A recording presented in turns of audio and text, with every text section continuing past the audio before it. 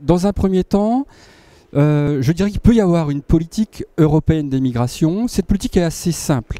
Elle doit favoriser la mobilité du travail au sein de l'Union européenne, et y compris en provenance de pays tiers. Pourquoi ? Parce que pour que la zone euro fonctionne, face à certains chocs, il y a des ajustements qui ne peuvent plus se faire avec la monnaie unique. Et un moyen de s'ajuster par rapport à ces chocs, c'est via la mobilité du travail. Et la mobilité du travail, par définition, d'un pays à un autre, c'est de la migration. Donc une politique européenne peut se définir par rapport à ça, favoriser la mobilité du travail, donc favoriser les flux migratoires, intra-Union européenne, mais y compris en provenance d'autres pays.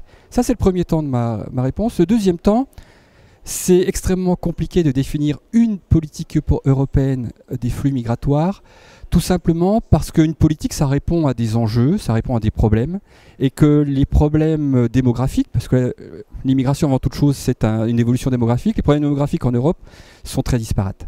Je vais vous donner juste un exemple, la situation française par rapport à la situation allemande. Compte tenu des paramètres démographiques actuels, grosso modo, la France en 2050 aura à peu près la même population en âge de travailler, donc pas de choc majeur. Au même horizon, en 2050, la population en âge de travailler en Allemagne aura diminué de 30%.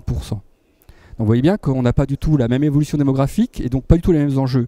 Ce qui explique qu'aujourd'hui, la France est très réservée dans sa politique d'accueil de réfugiés face à la crise des réfugiés, alors que la politique allemande a été, sur ces 2 dernières années, d'ouvrir fortement ses frontières, parce que justement, elle voyait là une opportunité de résoudre en partie, à court terme, son problème démographique actuel, en augmentant sa population via ces flux migratoires, qui est particulier. La crise des réfugiés, c'est pas une politique migratoire standard, habituelle. Mais donc vous voyez bien que ces évolutions démographiques de moyen long terme expliquent 2 politiques très différentes dans l'accueil des réfugiés entre l'Allemagne et la France.